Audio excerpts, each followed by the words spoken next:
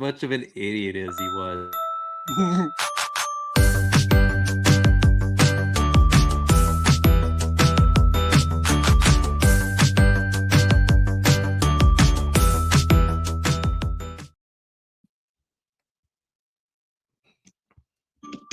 Hello.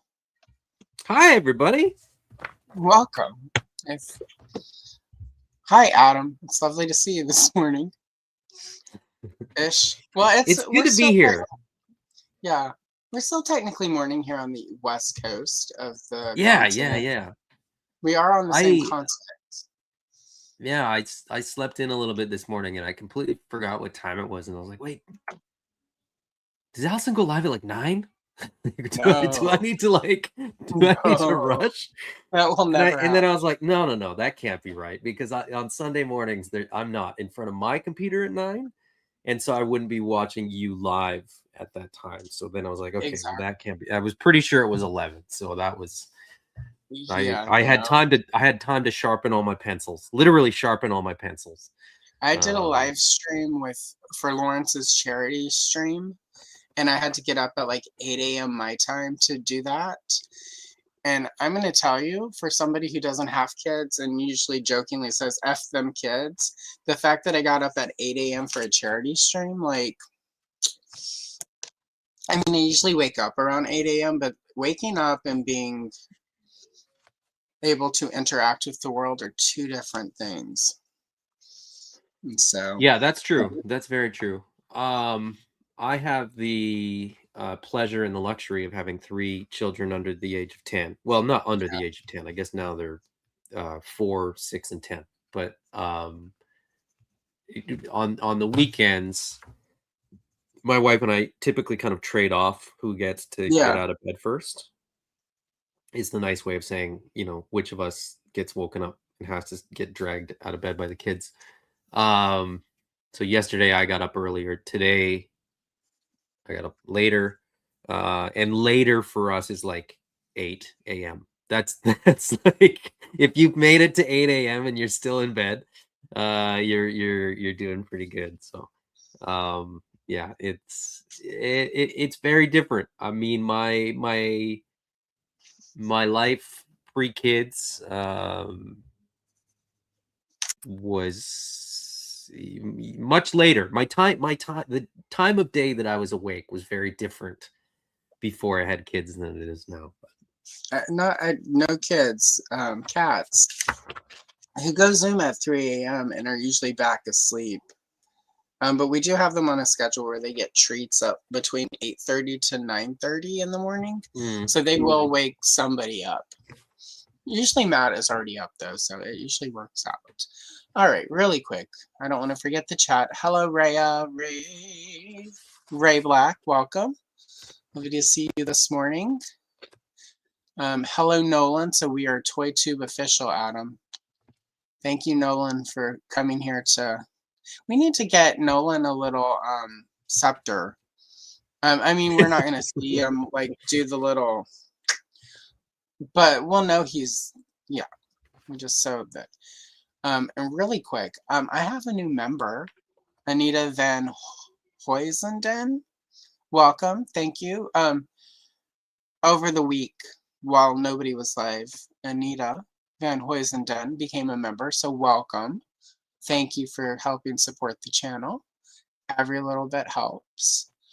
And it all goes back into coloring pencils, coloring books, and the occasional art supply. So, and then we have another, and then Mint with Card is here. So, since I know Mint with Card is an audience, let's welcome him as we welcome all members here on the channel. Bring out the alt! Bring out the alt! Bring out the alt! And enough champagne to fill the Nile. Thank you, as always, to Gal Gadot's doll for giving me the performance of a lifetime. Hey, I want to ask the chat. I have multiple pictures that I have selected. I've sort of gotten it down to 4, but I don't know which No. one to do. Well, It's I'm well digging you. established that I love Ewoks and then I love Return of the Jedi. And Allison, when you invited me, you said let's color some Return of the Jedi stuff. But Yeah. I went a just- little further than that. So I was I just saying have Ewok some stuff, I have though, some right? animated series Yep. stuff, Ewok stuff. Welcome to Wicket's world. No, I have this one, which is sort of a group shot, although no Oh, Wicket, no. which was a little No bit Wicket. weird. It's got And I would Latara like to now. read the caption. I love this caption. The Ewoks cheer and shout after defeating the Dulocs. With the magic soap saved, they can make the sunberry trees invisible to the Manta crew. Hooray! I was like, I don't know what episode that's from, but I want to figure it out because the Ewoks cartoon is It's awesome. wild. Yeah. Wildly underrated. In honor of you, Allison, I got a Endor Princess Leia with a bunch of Ewoks staring at her in a dress that who knows where it came from. And then Luke and on then speeder bike. this is so much of what I love about Return of the Jedi. You got Endor, you got a speeder bike, you got Luke in a poncho. So I'm gonna allow the chat to pick which one of those I do. And I will tell you this much, probably won't even finish one because I think we've established this is now the third time I've been on. We've established that my speed of coloring is incredibly slow. So I'll try to do one. Mine is but as well, I'm not making any promises. Well, I picked a really elaborate Return of the Jedi Ewok, shooting an arrow at the evil empire, because even little short teddy bears can take down an evil empire. And no one remembers that episode, so that's cool. Oh, we love you too, Andrew. Andrew is not a member, so no. And he likes it that way because he is not a fan of the olives. If he can prevent the olives, he'll do whatever he can to prevent the olives. That's true. But you can't stop the olives. The olives will always be brought in. The olives are inevitable. They are, they're like apocalypse. They just are. It's like Shmi Skywalker says to Anakin in The Phantom Menace, you can no sooner stop the suns or the olives than you can make time stop, or whatever Shmi said. That woman. And I got a couple votes for the group pick, so I'm going to get started on the group pick. Excellent. The group pick. Yeah, that's a good one. Yeah. So the group pick, they're stacked. That's why you can see Wicket through there. That's not the Force ghost of Wicket.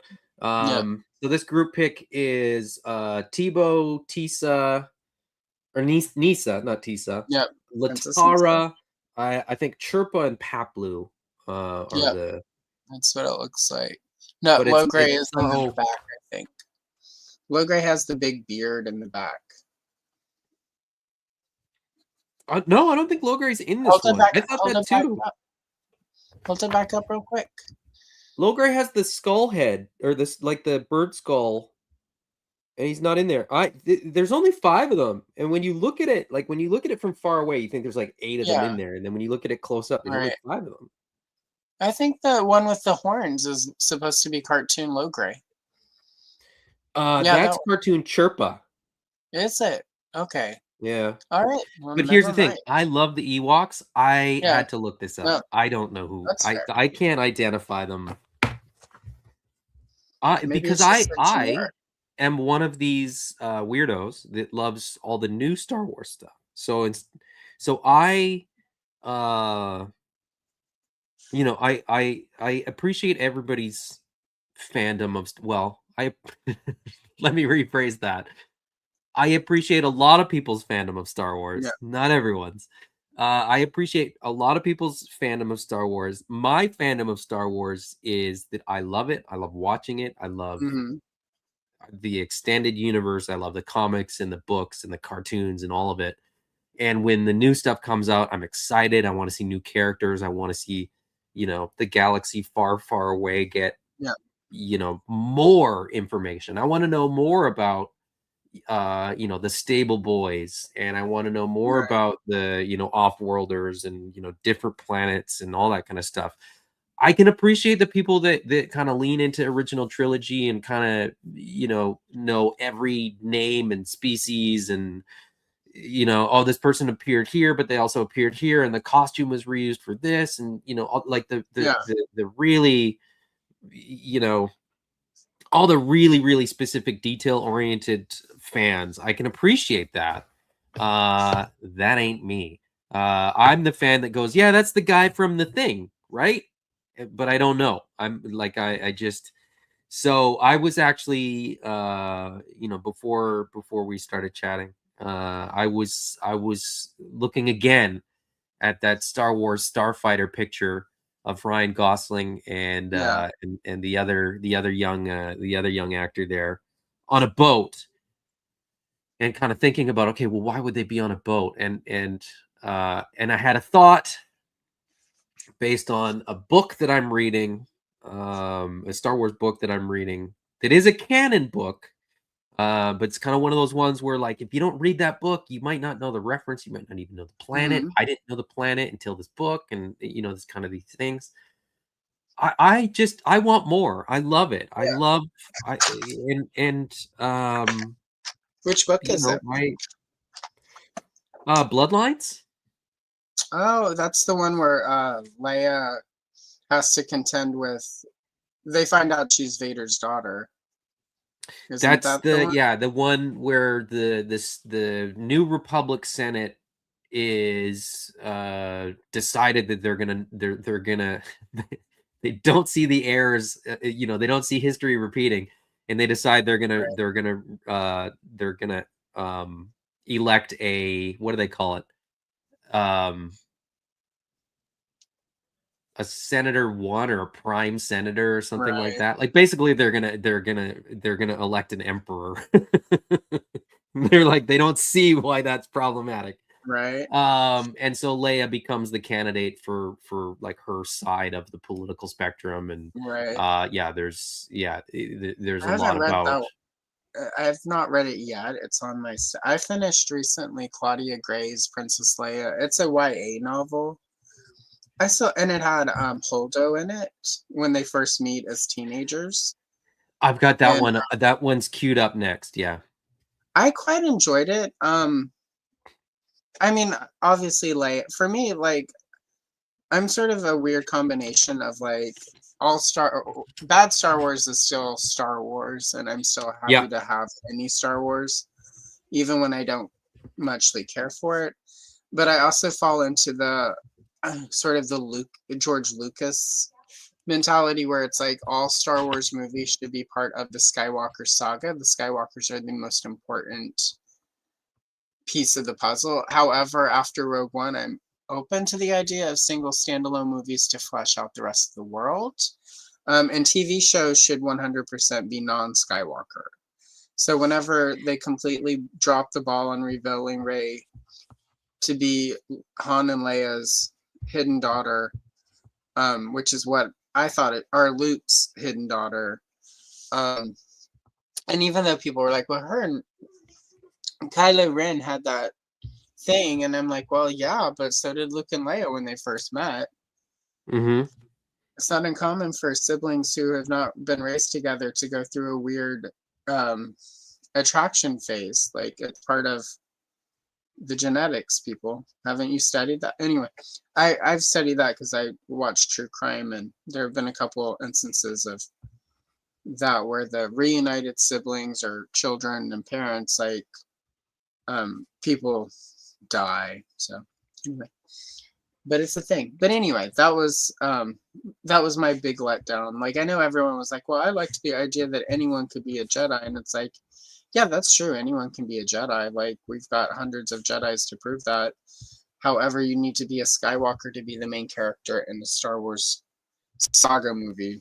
Anyone can be in the standalone. So, and again, I know not everyone looks at it that way, and again, that's cool. We don't all have to have the same opinion of what a Star Wars movie should be. So, I think the idea of anybody can be a Jedi was a little bit misinterpreted. I Um, agree. I agree. like if you're not Force sensitive, it Yeah. would be very hard to be a Jedi. Yeah, exactly. But There's even, you know, within canon, right? You look at Rogue One. You have like Chirrut Imwe, who is yeah, Force sensitive, but certainly not a Jedi. yeah, And I think that distinction sort of just got lost a little bit I think in so. that idea that anyone can be a Jedi. Yes, anyone can be a Jedi, but that doesn't mean that everyone will be a Jedi. I think Or should there's be even. or should be. Yeah, exactly. Yeah. I think you know, sometimes people just kind of get carried away with little thing. But I also think that that was you know, for the sort of Star Wars news cycle, I think that one had legs. I think that was Yeah. one that sort of people picked up on and sort of leaned into, for better or worse. Well, you know, And yeah, I mean, I like that idea because I think that the kind of, it does somewhat open up the possibility that not every Jedi is a Skywalker, right? And we've yeah, seen that exactly. in the prequel trilogy. Yeah. We you know, we've now have lots of High Republic stuff that's come out where there's tons of Jedi and they're sort of I'm all over the place, and it's super very, behind on High Republic, but so good. and I, you know, as much as I say I love all new Star Wars, I never got into the High Republic. Too many Jedis, and I'm kind of switched off a little bit. Did you do the comics? No, because there's too Okay, many other comics for me to read, and got it. it came down to time, and it came down to my my not being a great Star Wars fan. I'm a decent Star Wars fan, but I'm not a Okay. great Star Wars fan. So I didn't read all of them. If you consider, or if you want to dig into High Republic, give it another shot. The first 2 or 3 arcs of the High Republic comic book have Jedi, but not too. They're it's sort of set like in a colony sort of situation where they're away from the rest of the Jedi, so they're kind of Jedi fish out of water sort of story. So there are a lot of Jedi, but Mm-hmm, not mm-hmm. very many Jedi. And I had a hard time I getting into the novels before before I read the comic.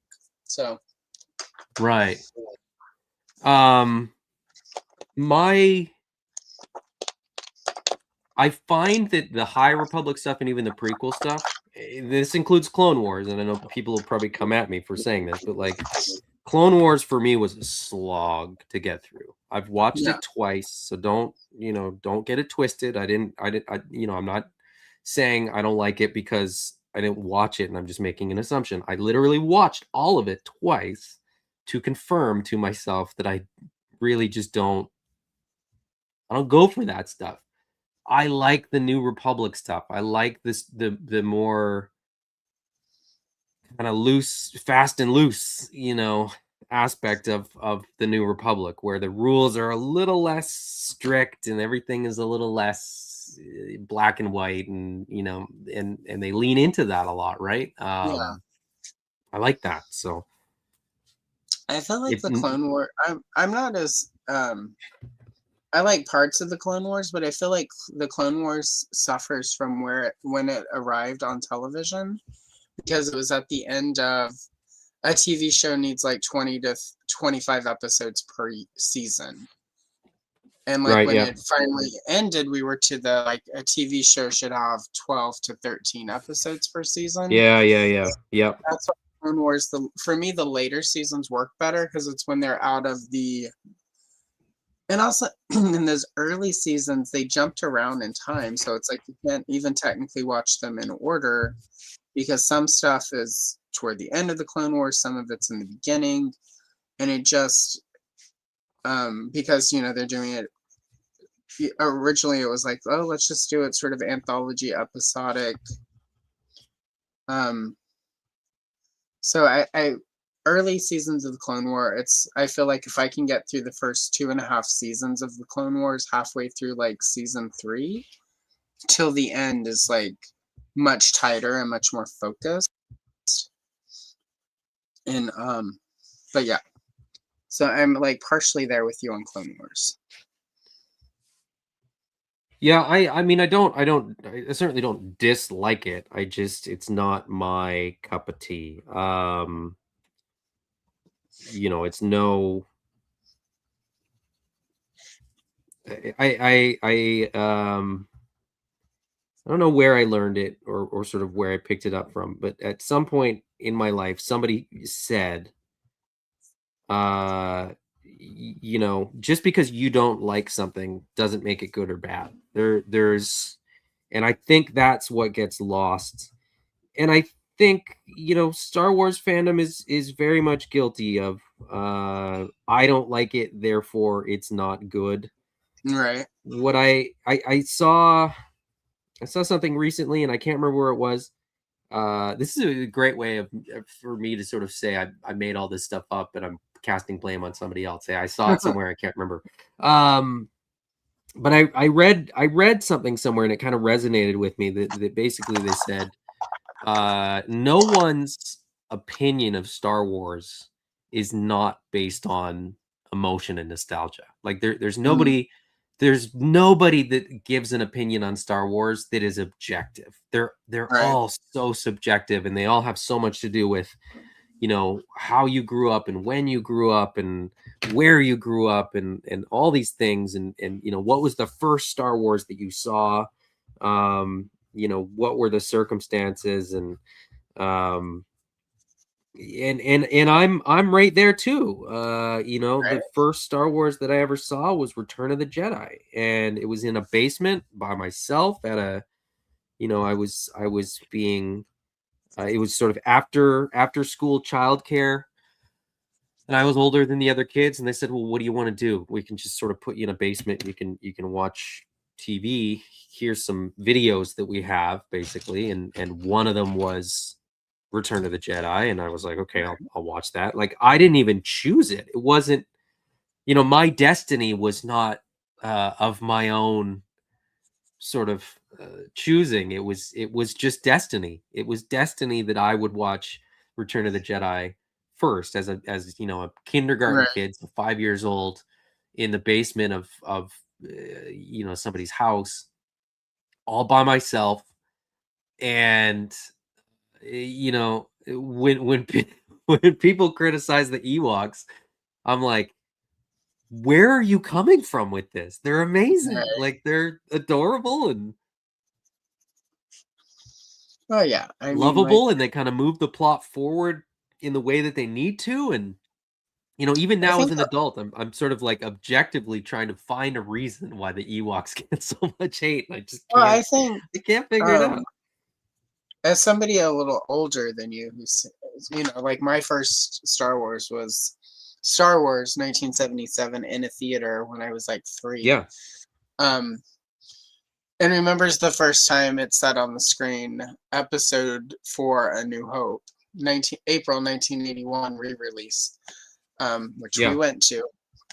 Which was the 7th time I saw Star Wars, the original Star Wars, in a movie theater. Um,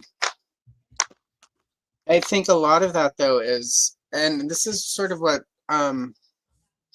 you know, as I do research for my own videos as well as Sweet Geeks, I have to think a lot about Star Wars, especially because that's where all modern programs come from. You know, people went, oh, Mego, etc., etc., but it was Star Wars that set the template for what it is now. But like my youngest uncle was, both of them would have, one of them dropped out because he couldn't read. Thank you, education system. But they both would have graduated in 1980. So they were like, Hmm. what, 15, 16 when Star Yeah. Wars: A New Hope came out. So for Hmm. them, like, it was this cool, like, high school movie for them, right? Right. So, but they weren't into the toys. I was into the toys. I was a kid. Um, but so like 1980 Empire Strikes Back comes out. They're like 18, 19, 20, sort of the first teenagers who went to Star Wars. We're like 18 to 20 whenever Empire Strikes Back come out. They're 24, 25 when Return of the Jedi comes out. So Right. you Yeah. have to Yeah. think Yeah. about the mindset, right? And Kenner wanted to do teddy bears, because, you know, and this kind Well, of comes up rightfully in so. some of my Care Bears research, right? Care Bears partly came from Kenner wanted to do teddy bears, and Hallmark was ready. You know, Strawberry Shortcake was winding down. Hallmark wanted to make teddy bears that could be trademarked.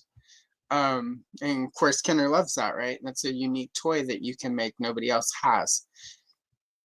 But the Ewoks were partly because, and George Lucas is, again, it was part of the concept of like technology, but also Lucas is very marketing, was very savvy for the time with Very marketing. savvy, yeah. And it was Way not ahead of the lost on game. them that cute little Ewoks could be easily turned into cuddly plush toys that would appeal to kids.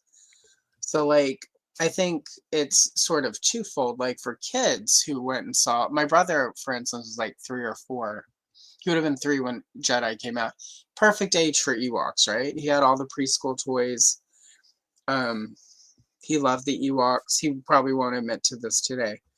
But he was very Ewok minded. I liked them okay. But I was also like 9. So like I was sort of in that place where it's like my mom wouldn't buy me a Care Bear because that's for babies. So my brother got all the Care Right. Bears and all the Ewok. I got Ewok figures, but not Ewok plushies.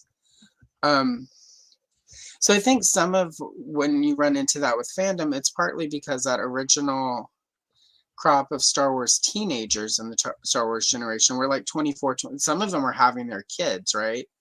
And giving their, Ewok teddy bears to their kids for this thing that was like super cool when they were in high school. And I think some of the Ewok blowback is just that. It's cutesy. It's, even though they're not at all cutesy, and I mean, they're played for cutesy laughs and a couple times in that movie. But that also underscores how lethal they actually are and how like bloodthirsty and how they will turn It a also, stormtrooper. yeah, it also kind of undercuts the the couple scenes where they are very sort of emotionally connected to the story, right? You get that scene where the Oh God. ATSD Walker kind of knocks a Yeah. couple of them over, and one of them gets up and the other one doesn't. And then he starts crying. Yep. No. Yeah, like there's I think there's more there than people kind of want to admit, maybe. But I think also, but again, those original teenagers, they're just seeing the teddy bears on shelves. Yeah. There was an incredible it's an overall pushback. In the first Return of the Jedi toys that hit, like they blacked out the Ewoks on the back, so we didn't even know what Ewoks were. We just knew that there were Ewoks. What's an Ewok?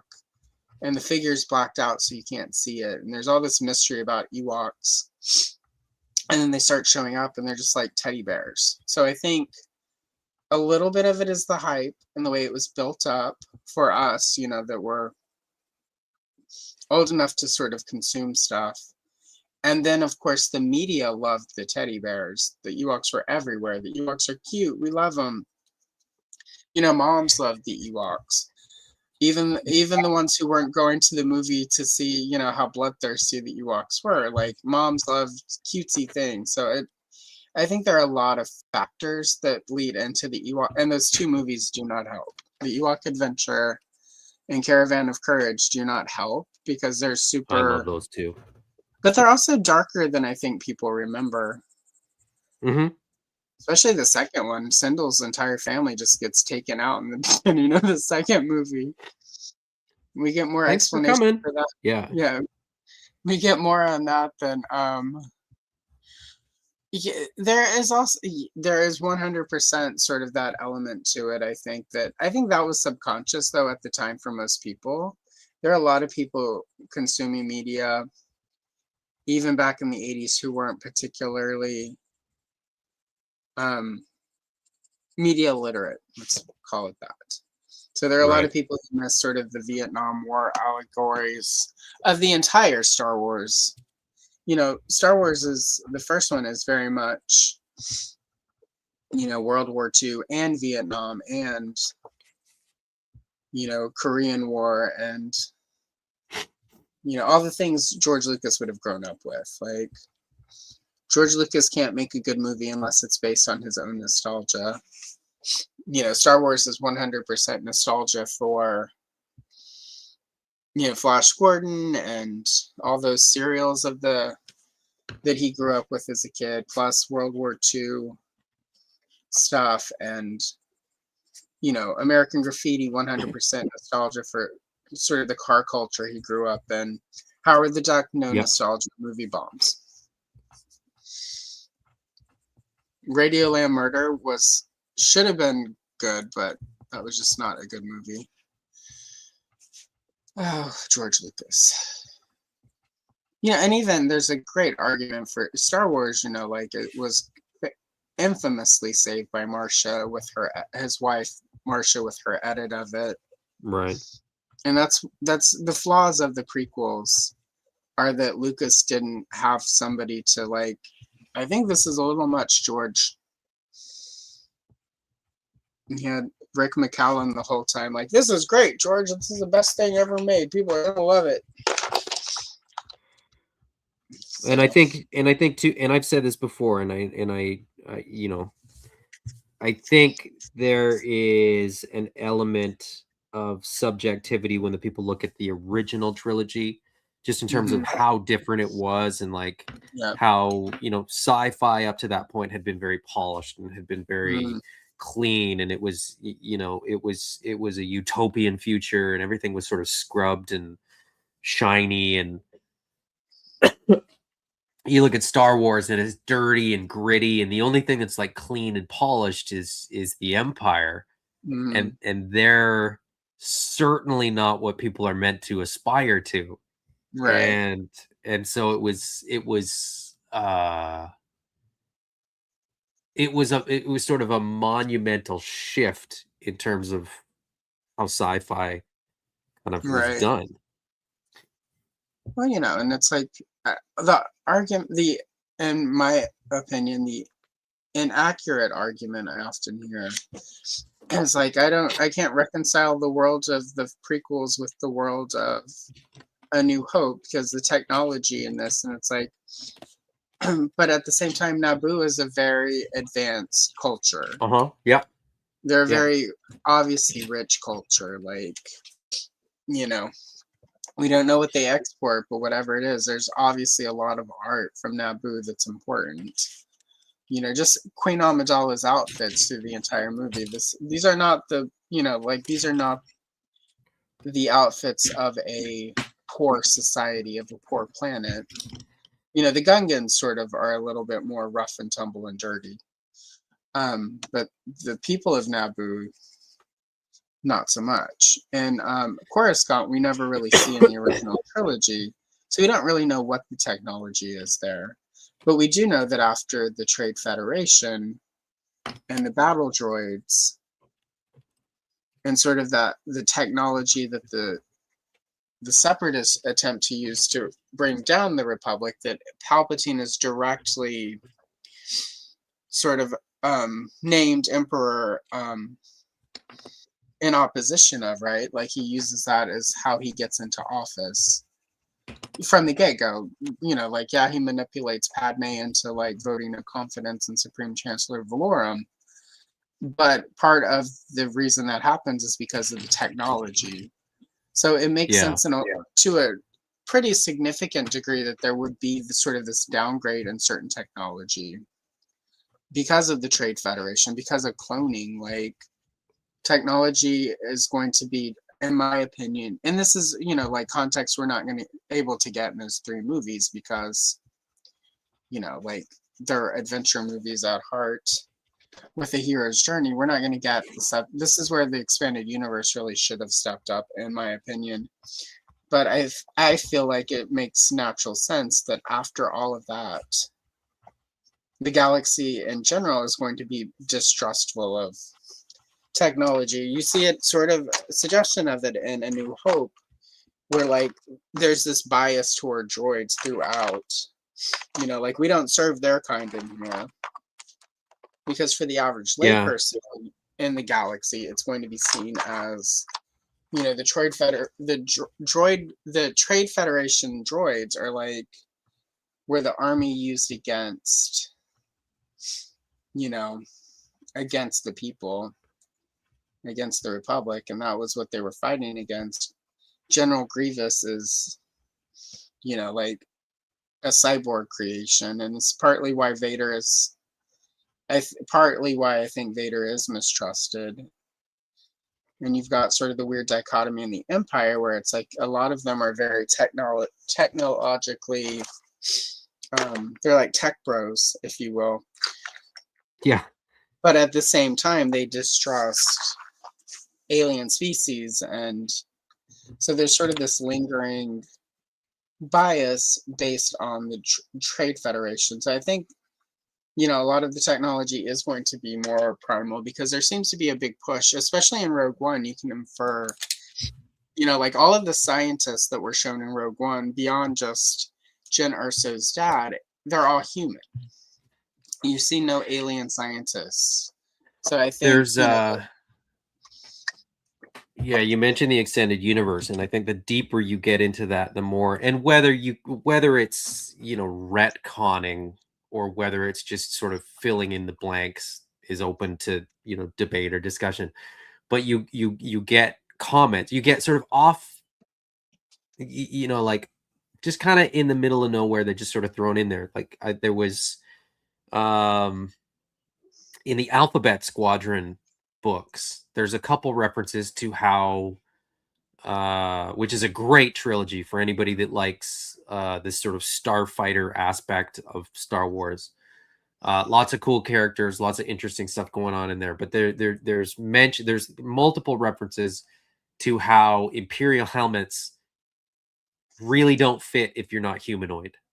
right. You have to kind of request something or retrofit something or whatever, and there's references in Bloodlines, or sorry, not Bloodlines, in the Padme books.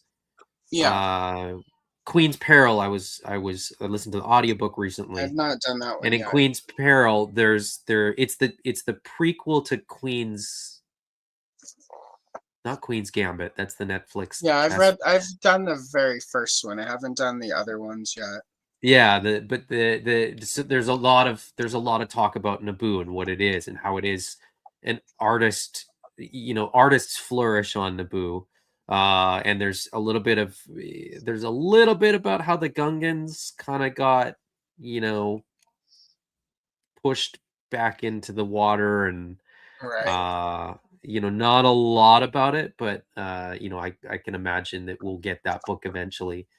Well, But Naboo was, pacifist and peaceful, and art and culture was sort of what they were good for. But a lot, like you have to fill in those blanks, and for me, the thing that really got me inspired to dig deeper into the non-Skywalker stuff was a book called The Legend of Luke Skywalker. And it's a book of short stories that are told by storytellers who are telling their kind of their experiences with Luke Skywalker.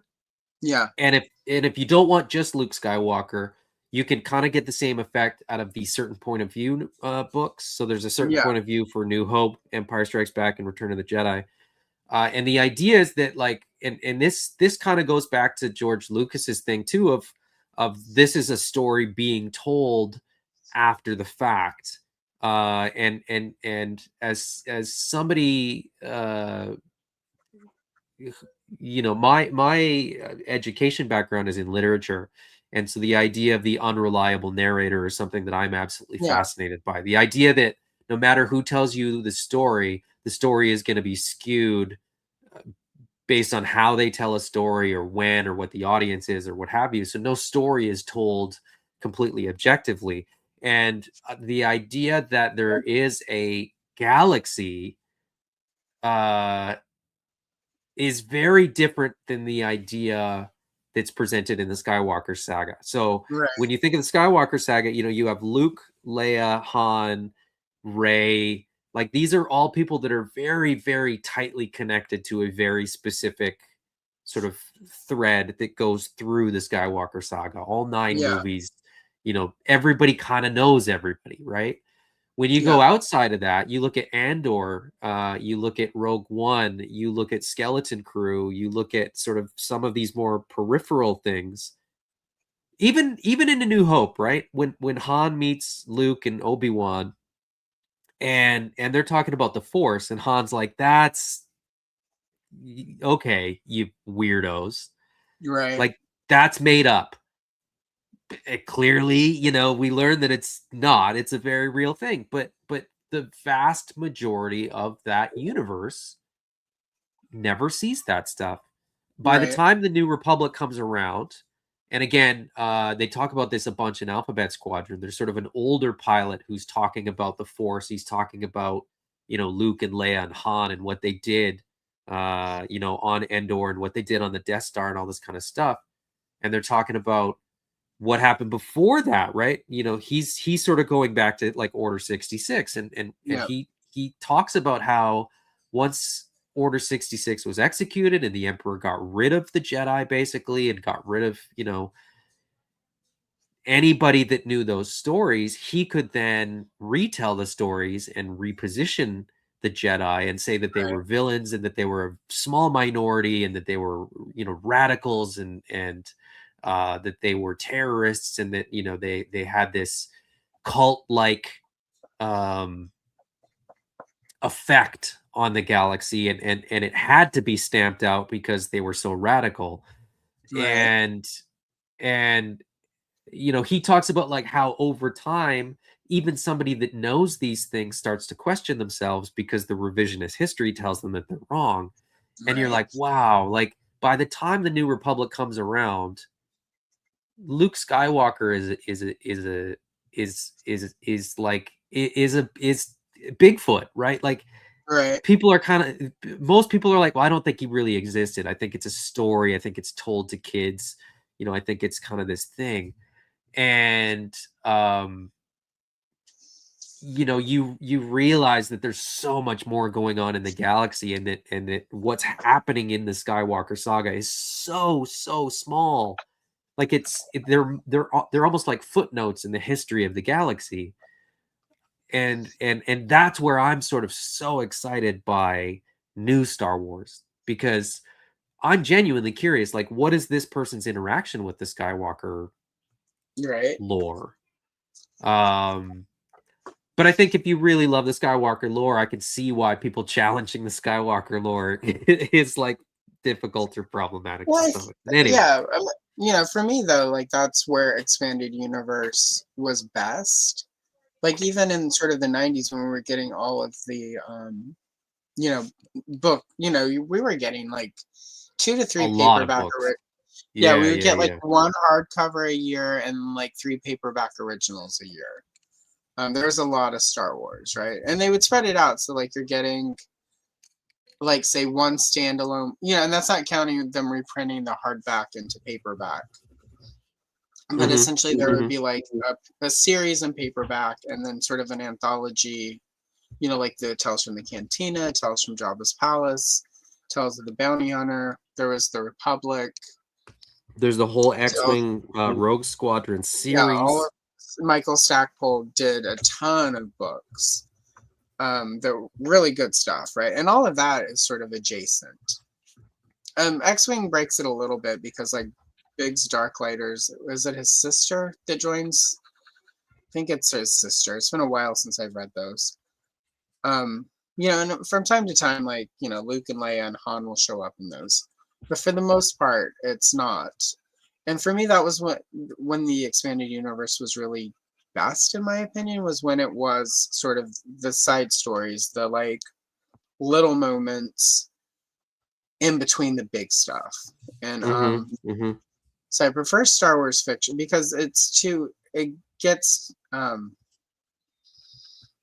you know, like every book, Luke and Leia and Han are having to stop another, you know, like insurgents of the Empire, or another Dark Jedi has been found. You know, somehow Palpatine has returned. So I was gonna say somehow Palpatine has returned. You know, and it's like you know, like we all sort of make fun of that, but for me, that was very much a like It's we did this Star in Wars. Dark. That's it's You know, I there's sighed though a because it's like we did this in Dark Empire and you wiped it out. Like, just do a Dark Empire movie rather than, you know. yeah. That's my one thing about the I didn't care that Palpatine was actually back. Like I felt like it made sense. I would like have liked because of the more expanded universe. explanation. Exposition of like somehow Palpatine has returned, and you're like, what? But Okay, how? like Right. that's fine, but like Tell us he how it got thrown happened. down, the thing in the Death Star. Like, how has he returned? Like, just give me Right. 2 minutes, show me one scene, or just sort of have Literally one person. Literally just adapt the sequence from Dark Empire into your movie, because the sequence Yeah. in Dark Empire explains exactly how Palpatine returned as, via clone bodies and being able to transfer his, like essence. And like they even sort of set that up in Revenge of the Sith when he's talking about, like there's room for that. Right. And, Well, in the Aftermath series, again, the books. I love books, and so I read them. Nobody can fault me for that.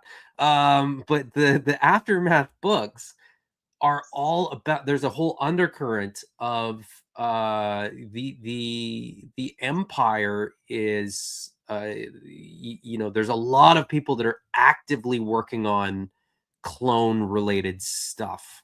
Yeah. And clearly there was clearly within Lucasfilm, clearly within that camp, there was the idea that Palpatine was going to come back, and cloning would be involved and all that kind of stuff. So say that, like put it out there, let people know that that's the case. And I don't think you'd get the same pushback. I think the pushback was because seemingly out of nowhere, this throwaway line of somehow Palpatine has returned. You kind of scratch your head and go, what? Like, right. what? We've had 2 movies where there's been no mention of Palpatine. If anything, I thought, Vader might come back because of Kylo Ren's, Right. connection to him and his sort of like, I thought that might make more sense, or I thought Snoke might go somewhere. Yeah, or I thought the Knights of Ren might mean more than they did, or whatever, like there were so many things that they could have done that they didn't, and it just felt weird when they just sort of shoehorned the Emperor back in. Early Force Awakens drafts featured the ghost of Vader, like sort of counseling Kylo Ren, like as a Force ghost. Yeah, which would have made sense. Yeah. And well, even sort of the bungling of the return of Palpatine, like that's like because Kylo Ren shows up on Exegol, I think that's how you say Exegol, it. Yeah. Instead of him discovering a fully functioning Palpatine, it would have been really easy for him to get there and find a clone tank and unleash Palpatine. Right. And then that's all you need. It explains it right there. Oh, look, cloning tanks. Look, there's like 3 extra Snokes. Maybe this is where Snoke is. Like Snoke told me of this place. He figures out what Snoke was, and then as a result, what Snoke was up to, and then gets there and unleash. I mean, right there, you fill 3 plot holes, and Palpatine makes more sense. Yep. Like it. And then it ties back into the prequels with the cloning technology, and then opens up a can of worms that is fun for like expanded universe. Like, how much of the consciousness is actually the original Palpatine? What is it just new? Like, how does, like if you clone, there's a lot of stuff about cloning we never really got answered.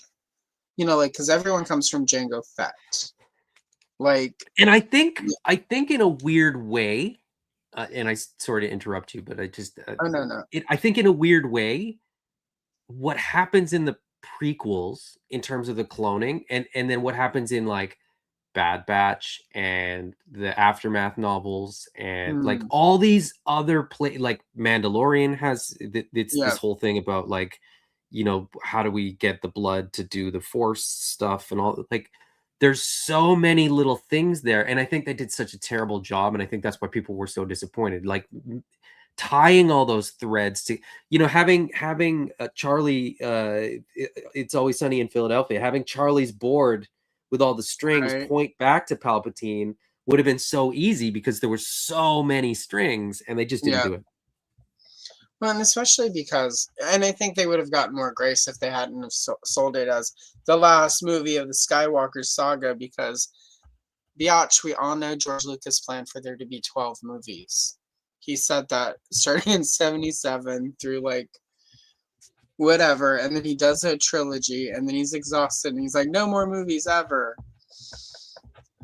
Like when he sold Star Wars to Disney, he included like what parts 7, 8, and 9 were supposed to be. Yeah. So where we all go into the microcosm world of the midichlorians. Yeah, and they didn't do that, so that really. Let's see. We have hello Stu, welcome. Stu was my first live stream guest for Star Wars month. Lovely to see, and we have had great Star Wars conversations.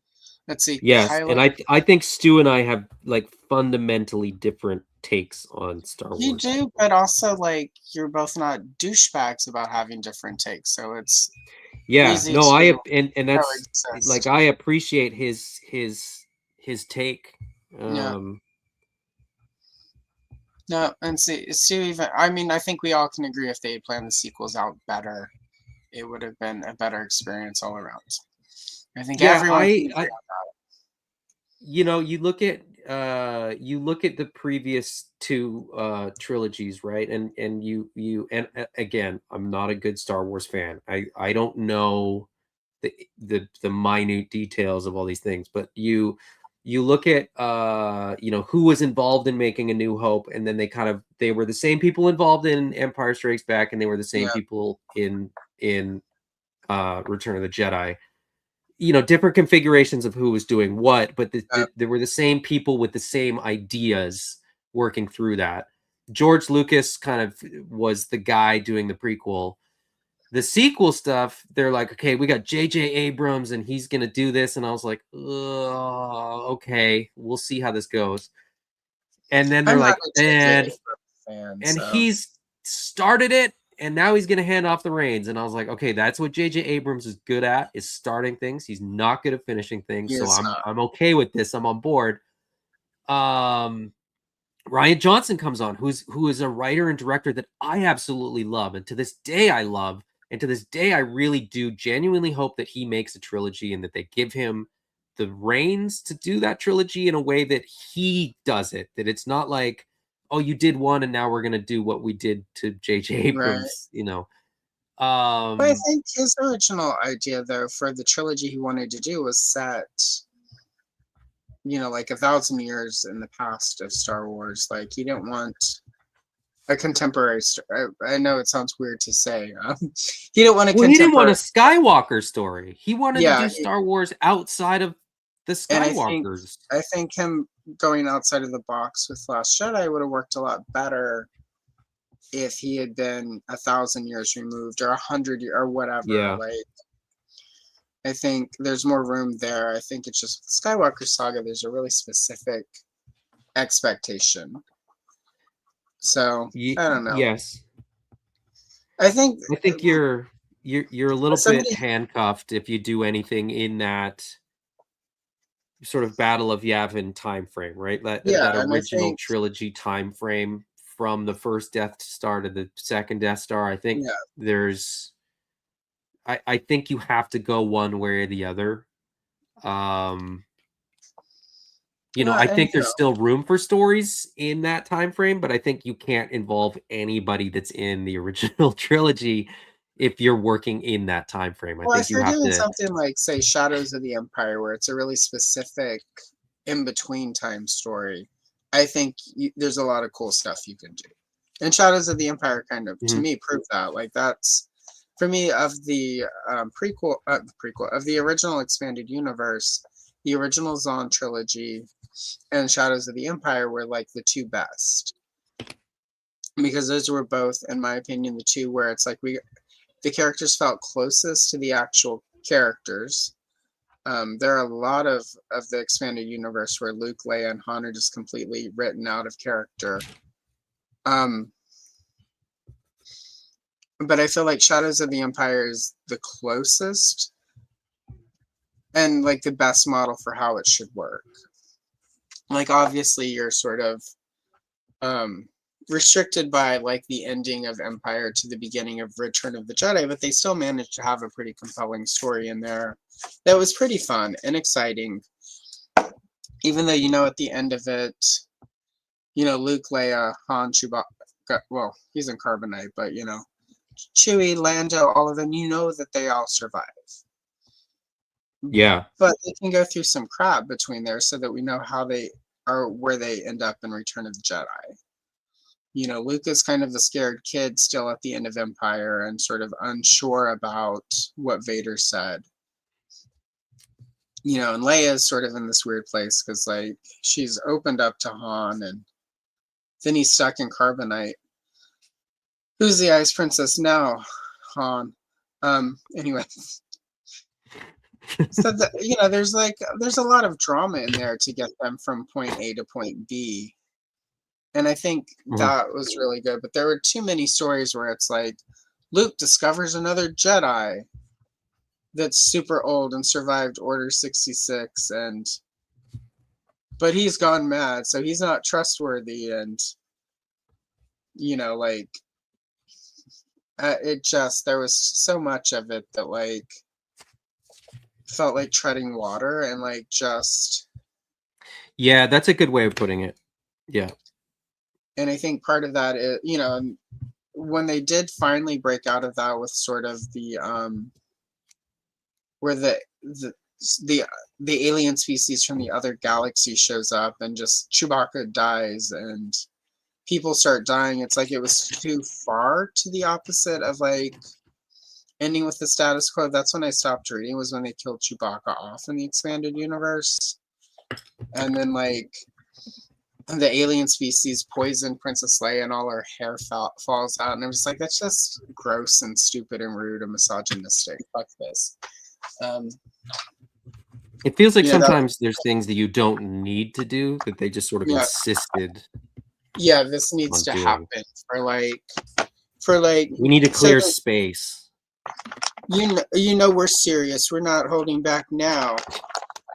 And I'm not a fan of it. It's like sort of in comic books where like we're gonna do this big story and kill off a bunch of characters, you know, like they did in Crisis on Infinite Earths, where it's like there was a specific purpose for Crisis. You know, like Crisis on Infinite Earths, yes, they killed a lot of characters, but it wasn't just to kill characters. It was like, we're gonna make this concise universe, we're gonna streamline things, we're gonna fix a bunch of continuity issues, and we'll kill characters that like either can't exist in the new reality or that, you know, like can help push story in the next, you know, like in the new continuity that's coming. Whereas it felt like when they killed Chewbacca, they were just like, we don't really know how to write Chewbacca, and Chewbacca doesn't have dialogue, so like let's just kill him. He's hard to write. Right. That's what the Chewbacca where you could just let him live out his life on Kashyyyk and yeah, he just goes home and like he's not part of it anymore. He's like, I'm out, I'm done, I'm he's like 300 years old or whatever. Yeah, the Empire's dead. I would like to spend some time with my family. Yeah, you know, like the life debt is over. The life debt is paid. I'm good. I'm out of here. I've got a wife. I've got a kid I never see. Yeah, and it's time for me to stop raising, you know, like these Organa solo kids and go like raise my own kid. You know, and like it's really easy. It's really easy to like. And, you know, people just want to be edgy. Like, it's like, anyway. You know, and it's like, I know a lot of people love the character of Mara Jade, and I liked her fine until she married Luke Skywalker. I was just like, I don't need, I'm like, it just felt too much. I don't have I mean, in a weird way, I don't really have much of a connection to any of the characters insofar as like I need them to like Oh, be on screen, or I need them to do this, or I need them to do that. Like what they do on screen is what they do, and I take yeah, that to be their story. I'm not the one telling the story. You know, if I was, I might tell the story differently than it gets, you know, told. But when people are like, "Oh, I really hope we see this," or you know, I'm like, "Oh, I really hope that we see you know, a story told well, that is a good reflection of um well, not even a good reflection of anything. I want to see good storytelling. I want to see good writing. I want to see good direction. I want to see good special effects. I want to see you know, if there's you know, lightsaber battles, great. I hope they're choreographed well. If they're not in there, I'm not butthurt. You know, I'm like, I don't there's you know, I don't need Star Wars to be anything. I don't have any preconceived idea of what it is, because it's not mine yeah, in the way that I think a lot of people feel it is theirs. I am an audience member, and I'm a very willing audience member. Um, and at the end of the day, you know, if something conflicts with something else, even if it's canon, like I said, you know, not every narrator is going to be as reliable as the last. So I don't I don't sort of take one thing and go, well, that's not possible because whatever. I go, yeah, this is comic books, you know, this is, you know, right. they're not going to get everything right. Someone's going to write something because they misinterpreted, you know, a very small detail or something like that, or because this makes more sense for the story. And I'm okay with that. Like, um, which I know makes me sort of a villain to some fans because I don't care. Like at the end of the day, it's like, if is it good? If it's good, I'm Well, down for it. I'm okay I with will it. say I watched a recently I watched a video on YouTube, of course, where the person, I forget who it was. I need to go in my history, and when I find it, I'll send it to you. But his basic argument was continuity is what's ruining modern fandoms. Because I would probably the not whole disagree with that. Yeah. the whole hypothesis, and he was like, "Here's a perfect example." And what was it, 82? I think that the Wrath of Khan came out, 82, 81, 82, somewhere in there. When the Wrath of Khan came out, nobody, you know, Khan has this. I'm not a Star Trek fan, and I've only seen Wrath of Khan once. So, but I think it's to Chekhov. He's like, "Oh, we meet again" or something. But Chekhov didn't meet Khan in the original episode. But Right. So we most met him in people the watch, movie, but not in the show. yeah. So they met, but they made it seem like they knew each other because of his Yeah. previous appearance. And the point was, well, in 1981, 80, whenever it was the movie came out, most people had not seen that episode of Star Trek either, because Right. you know, not every syndication package showed it. Not everyone would watch every episode in syndication. Like, it It wasn't in wasn't on the syndication internet because it everywhere. didn't exist. Right, you couldn't just at will go and watch that. You didn't have really VCRs as in common use yet in 81, Yeah. 82. Like, we bought our Yeah. VCR in 1983. We went beta before we went VHS. They were already phasing beta out when we got ours. Well, also the US beta did not catch on. So like beta was quickly getting phased out down here. It lasted a bit longer in other countries. So but that's a side tangent. But his whole point was like the people who did know the episode, even if they realized it was wrong, for the most part didn't care. It was just cool to have Khan, to have this sort of Yeah, right. Easter egg back to the show. You know, and like there obviously have always been sort of Somehow Khan has returned. yeah, right. They were like, awesome. Yeah, right. They were just excited by that, right? And they were cool to have if they knew the character. If they didn't, they were just excited. And when they found the episode later, like, oh, that's cool. Yeah. Nobody was really upset that the continuity was different. And the people writing the movie and making the movie didn't worry about whether or not the continuity was perfect, because they didn't have to. Their goal was to make the best movie possible. And his argument is, with the strict adherence to continuity that we have now, because everything is so accessible all the time, where you can catch that, oh, that's not what really happened, it in some ways hinders good storytelling.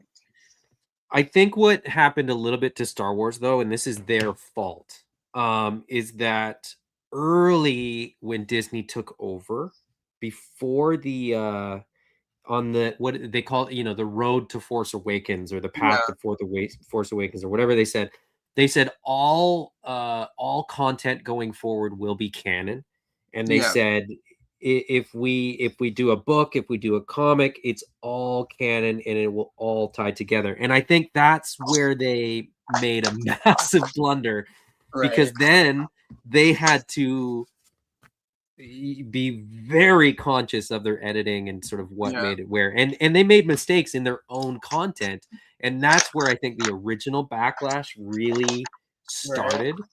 And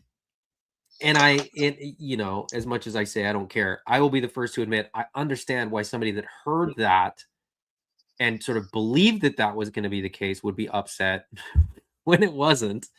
Well, yeah, it was an impossible goal that they set for themselves. Well, and my and this is again based on what generation of Star Wars fan I am.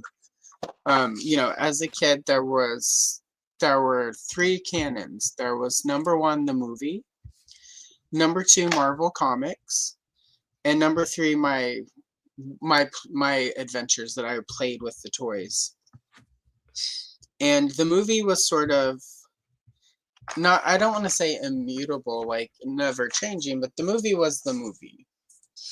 But I regularly broke continuity when I was playing. Like, it was not, I mean, I had a Death Star playset. The Death Star was blown up. How many times did I blow the Death Star up? Regularly. So when they brought the Death Star back in Return of the Jedi, I was like, yeah, I've been doing that, guys. But when something happened, like in the comic book, that didn't match the movie, it was just like, well, this is the comic book. The comic book is the comic book. Yeah. And even in the expanded universe, back when that first launched, George Lucas always said, like, well, that's sort of B canon or whatever. The movies are A canon. The movies always supersede. And then slowly but surely, like originally Imperial Center had a different, Coruscant had a different name, which was Imperial Center. And I think originally it was called Utapau, which he reused in Revenge of the Sith. Right.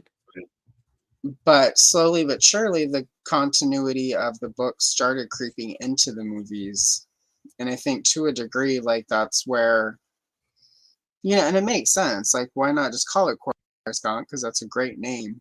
But that's what everyone already knows. And then we've got all these books out.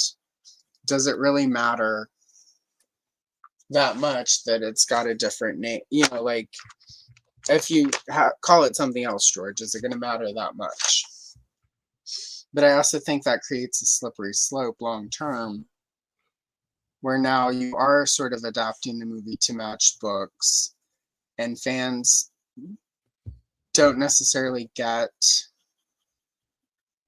that this is sort of a bigger sense of it, so let's just go with it. Yeah, and that's where I think there's a danger in keeping too close to the Skywalker saga, because you run into those things. Well, there isn't, but I think, I think movies are movies, and that all the movies should mostly line up in this day and age, because you can go and watch them all on demand. I think TV shows should be B continuity, and the book should be like C continuity, comic books D.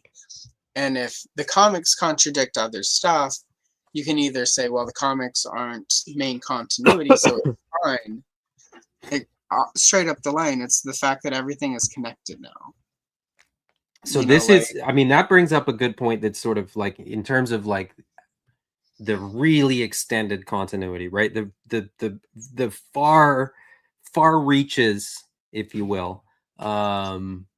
of continuity. That brings up something like this.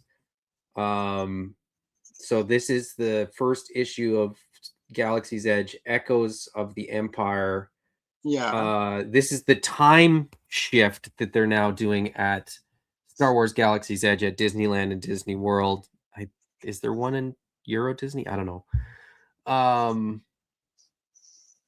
Where they're now like retconning Black Spire Outpost, which I personally absolutely love. I'll just put that out there. The experience that I've had at, you know, the Star Wars land, as my kids like to call it. I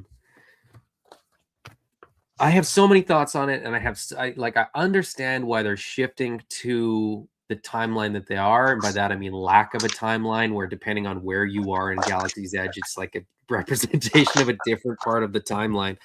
Right. But it's commercially far more viable.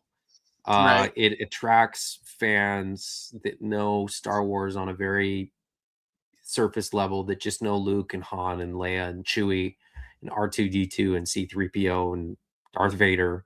You know, if you've never watched the sequels, if you've never watched the prequels, you're gonna get there, and it's gonna be more like Disneyland. To be Right. completely honest, they're basically making Galaxy's Edge more like Disneyland. What I found fascinating about Galaxy's Edge, what I absolutely loved about Galaxy's Edge, and I say love because now it's changed, and I hope that the next time I get to go back that it still feels this way, but the whole idea with Galaxy's Edge was that it was in canon. If you visited Black Spire's outpost, you were now part of that extended canon. You had been to an actual place in the Star Wars universe. You were part of the world. You know, you could take on little side missions, like with your data pad, you know, with your iPhone or your Google device or whatever. You know, you could become a bounty hunter. You could help the First Order. You could help the Resistance. Like, you could actually interact with the world. And, you know, you can build a lightsaber. And as much as like a casual fan will go and build a lightsaber and be like, yay, this is fun, there's actually lore connected to Savvy's workshop. You know, and like you could go really, really deep in Galaxy's Edge. And sadly, I think they're sort of taking that away and making it, like I said, more like Disneyland, where you're doing meet and greets and you're saying hello to your favorite Star Wars characters. But I think they're going to lose some of the immersive nature. I think they're going to lose some of the interaction, and I'm glad that I got to experience it. But I'm sad that people that didn't get to experience it are going to miss it. Yeah. That's how I felt when the hotel went away. I don't. If you guys wait, let me really quick. One of my favorites. So badly wanted to go to that. One of my favorite price was crazy. Is Star Wars Obsessed. Guy named Richard runs it. He got to go. So if you go through his backlog of videos, he does have his adventure at the hotel.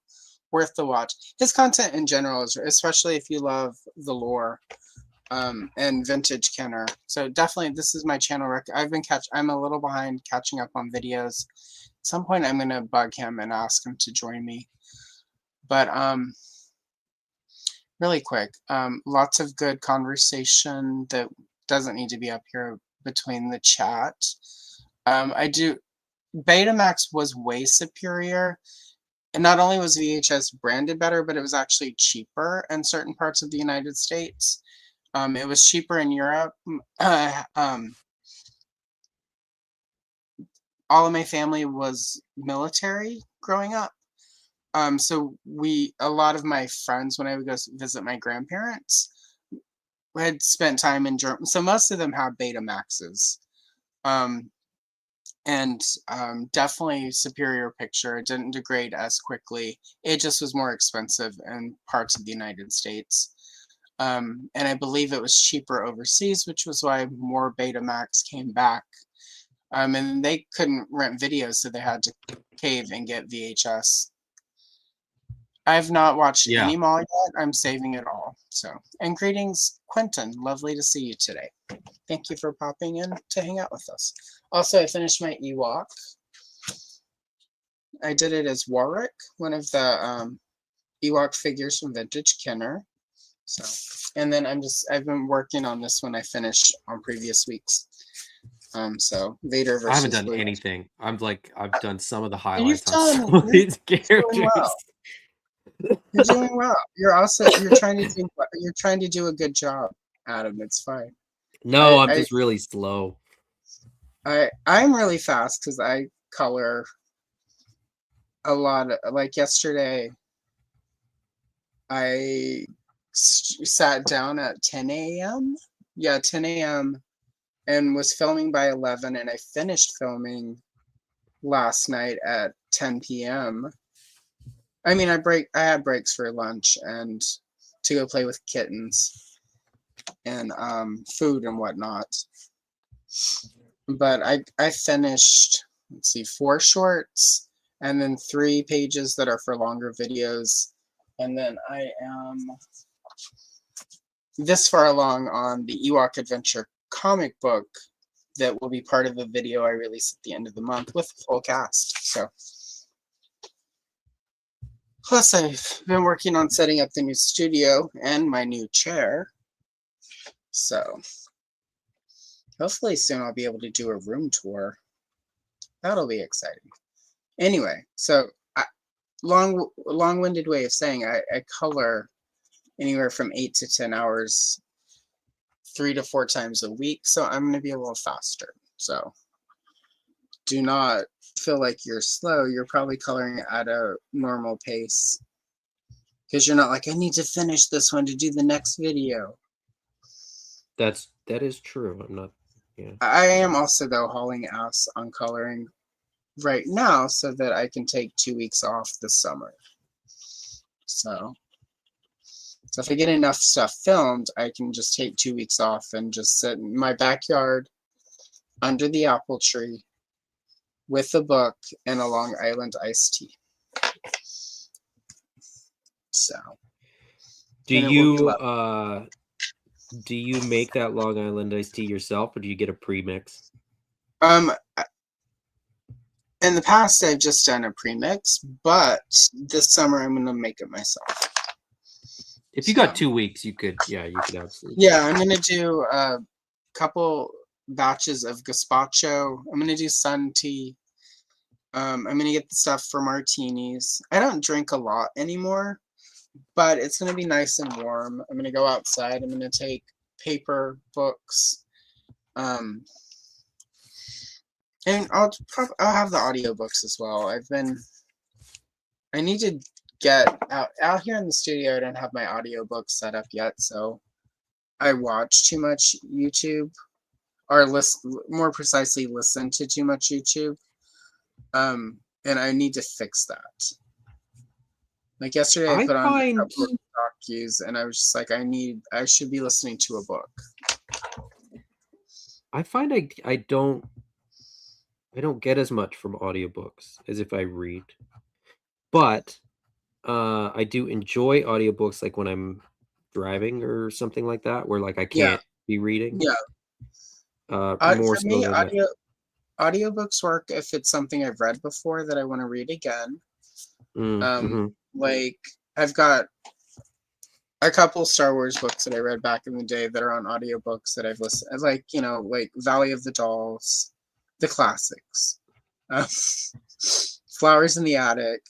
I've got all of those on audiobooks, and I'll just put them in sometimes. I also find like sort of airport type style books, like the thrillers that I could read in 2 or 3 hours. If I put those on audiobook in the car or while I'm driving, they're the perfect amount, because none of those books are really designed in a way where they're deep concepts where you have to really think about what you're listening to.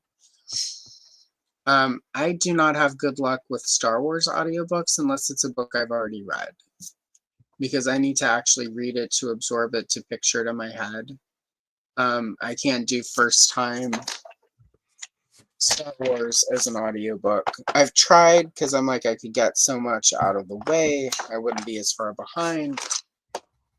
But those don't work for me because I need to actually be able to picture what's happening in the story. So. I have to stop. Again, not a great Star Wars fan. Love it, but not a great fan. I always have to stop and look up species when they reference a species. Yeah. I'm like, I know probably a dozen species in Star Wars, but there's a lot that I really don't know. It depends on what species it is. Like if they say Rhodian, I know Greedo. Yeah, I have to reference like a character that I know. Yeah.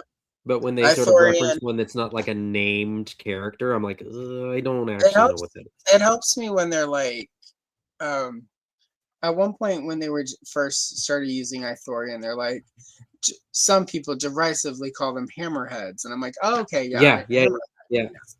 So I like when they do that. Same with like Aqualish when they're like, or as they're derisively known, walrus men. I'm like, oh, walrus man. Yeah, when they can reference, an action figure or something, I'm okay. But when it's well, not even an action. I mean, yeah, the action figure helps, but like that's what originally, if you look at in the original Art of Star Wars books, if you look at sort of the long page they had of aliens in the creature shop, it literally says Walrus Man, Snaggletooth. Yeah. I think Greedo says Greedo under it. So like those original names, people are like, why did they make that up? It's like literally that's what Lucasfilm had on the like sheet. That's on the concept art. That was all they had to go with. Yeah. Like, this is a walrus man. So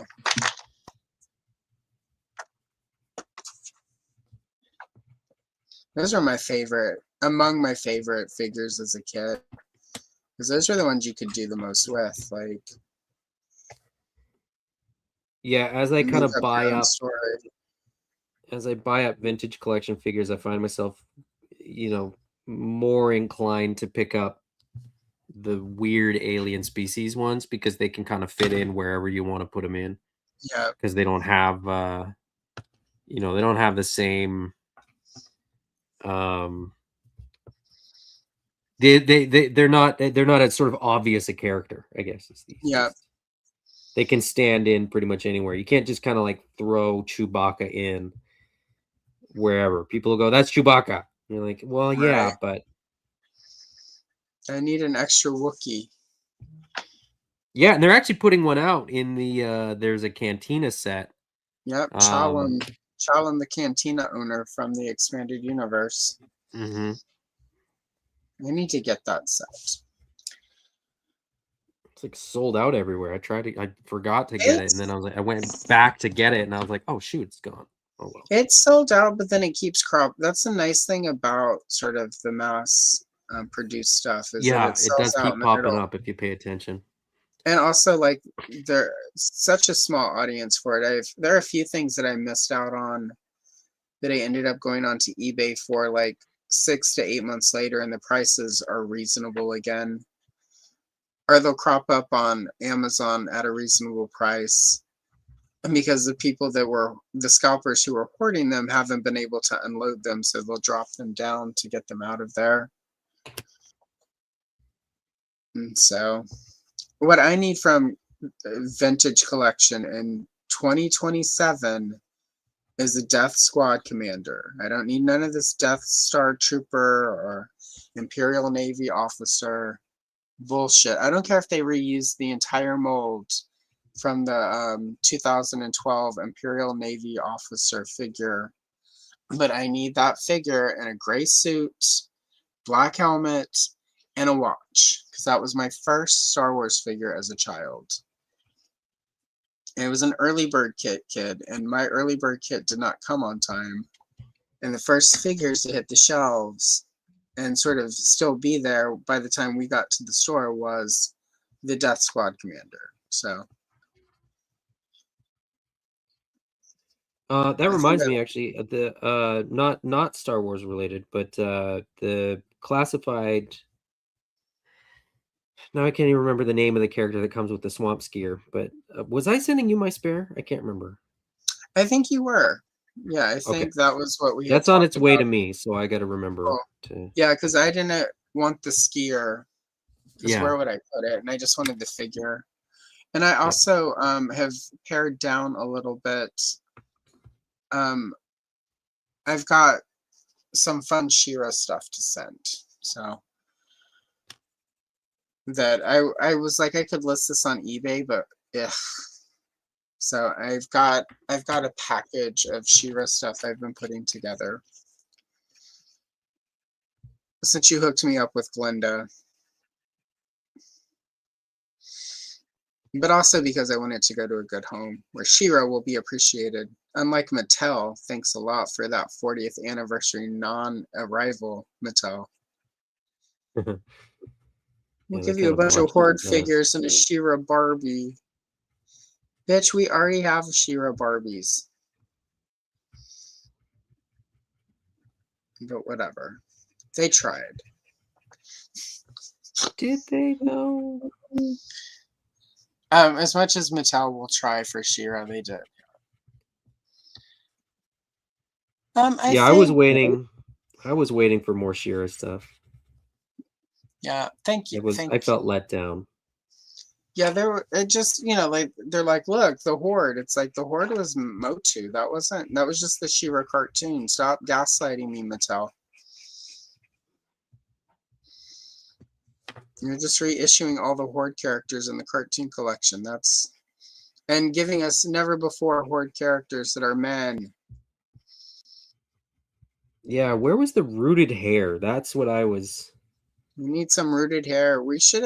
They could have given us, and this is like when I realized, like, I'm so used to Mattel giving Princess of Power fans scraps. They literally could have done a 3-figure box set with Glimmer, Bo, and like Angela, or even just Catra, not even Angela, but Glimmer, Catra, and Bo, where they were in their toy looks, and Glimmer and Catra had rooted hair, and I would have been like, okay, good job, Mattel. Yeah. Bare minimum, I would have been happy, but we couldn't even get that. And with the cartoon collection body, they literally could do the outfits as like clip-on armor now.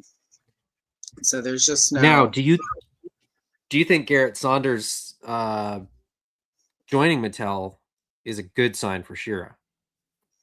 Not Star Wars related, but I think so. I mean, Garrett has a love for it. Yeah. Well, I mean, like if you go back and watch from PowerCon 2015, I believe, or 2015, 2016, somewhere in there. Garrett, when he was there last time and doing Monster High, he was the reason we got some of those original She-Ra dolls for San Diego Comic-Con. He also designed a Glimmer doll, a Catra, Frosta, and Natasa. He's also the one who went into the Mattel archives and found all the unproduced stuff. He's the reason we know that the girl from the Bubble carriage was actually supposed to be an actual full character, and then they canceled her and gave her bubble power to She-Ra, and that her name was originally supposed to be Joya. He was the reason we know the Star Sister prototypes still exist, at least through 2016. Still existed in the Mattel archives because he brought those to PowerCon to show off. He's the reason we found out about the Whispering Woods playset that they planned and was canceled for the last wave. So he's got a love for, and his Gravestone Guardians figure is like 100% like Monster High meets She-Ra. So he's definitely got a love for the form factor. And I feel like if he ends up at any point working on Wonder Woman or the Ladies of DC, I feel like we could definitely see some She-Ra style DC doll figures. So he is doing the DC stuff, isn't he? I don't know if he is or not. Well, I think those are a collab with Jax, maybe. Oh, okay. So he had to go and buy those himself. But stupid pencil sharpener.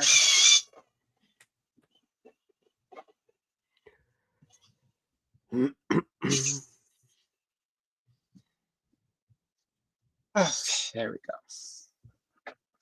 But yeah, so I'm pretty sure those are like the Jack specific or both. Like I haven't been able to find out. I'm afraid because they look like they're retail $40 each, which is a lot of money in US right now. That's a tank of gas where I am. Yeah. Which just is how much gas is, because before that would be 2 tanks of gas where I am. Anyway, but yeah, I definitely want those DC dolls because those are really cool. So I'm hoping we see more stuff like that. And hopefully he delivers the never realized 90s love that was Wonder Woman and the Star Riders. What's that? I don't know what that is. It was a proposed girls line for DC with Wonder Woman and other characters, very She-Ra-like, very Captain Planet-esque. Wonder Woman and like 3 or 4 other superheroines have been chosen to protect the galaxy from evil. And the evil is a cat lady named Persia, and the cat that they used for her in the prototypes looks like Claudine from the original She-Ra line. And so it's very She-Ra-esque.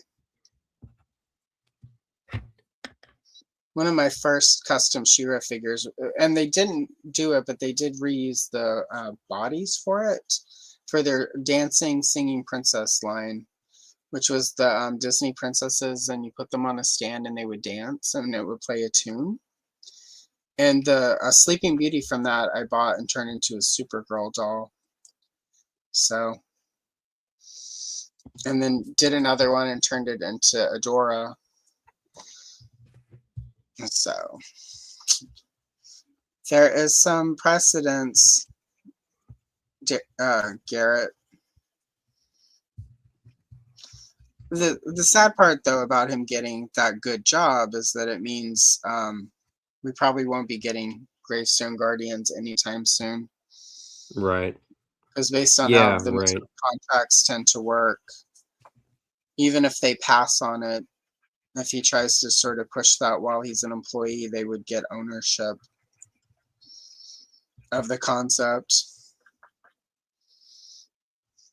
Yeah, that was I was pretty upset that I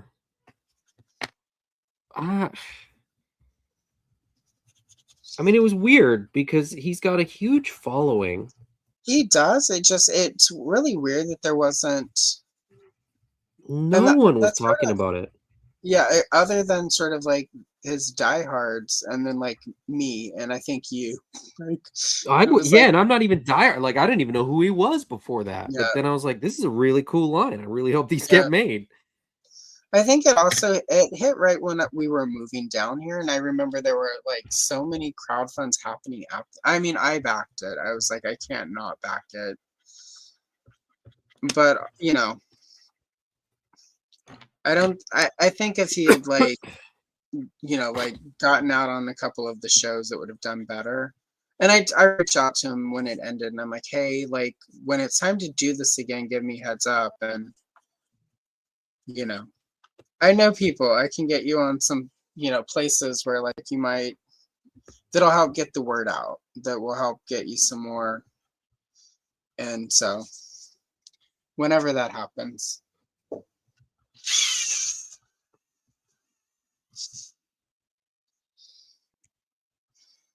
But yeah, like it was just a cool line. Yeah, and it was only for I think there were 2 figures for the first push. Yeah. And I think that might have hurt him a little bit, was that it was just I think a little bit that it was just the 2, you know, and like one of them was only an unlock. And I think if he had been able to do the full line, I think that would have helped. It would have gone a little bit further. Yeah, I think his fan base, you know, the people that know him probably by and large know him for like very commercial lines. Yeah. And they might not have really grasped the concept of a crowd-funded project, and Right, that they're gonna have to, prepay you're gonna have to do some work on your end. Yeah, it might have to been make this happen. a little too much for that Yeah. audience. Not to, not that that's bad. I mean, it's you do have to convert. Well, it's In his worth case, you do have noting. to convert an audience to that type of Yeah. audience if you want that to work. Well, and it's So worth noting, right? Like, we constantly, on the Motu side of things, we've done a constant stream of crowd funds, going back to Eternia, so it's like Masters of the Universe fan are also sort of in circles where it's like we understand crowdfunding. There are not yeah, a ton of, so far as I know, there have been no crowdfunding for Barbie or for Monster High. There's a lot of pre-order. So I think to a right. degree, some of his audience didn't realize, like you said, they don't understand quite how it works. So they didn't realize they can't just show up on a certain day and place their order and get the item, and then it shows up in 6 months to a year.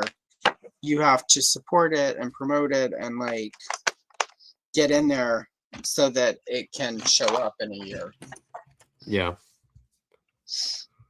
And that's technically no fault of his own because he's just quite fortunate that his fan base, is Monster High. So like, Yeah.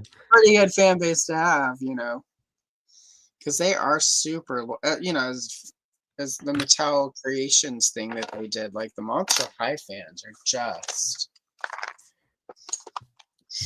and I'm sure they have, rude, evil, snotty fans, just like all fandoms. But for the most part, anytime I go and sort of look into Monster High stuff, I find overwhelmingly like that they're kind of just cool people. Like they're pretty. Anytime I've had to ask a question, like people have just been overwhelmingly like, "Oh my god, like let's answer that for you." Whereas, good luck on Star Wars or Motu or G.I. Joe without at least one person going like, "Oh my god, I can't believe you don't know that." Yeah. Where have you Everybody been? knew that. And so, was not my experience.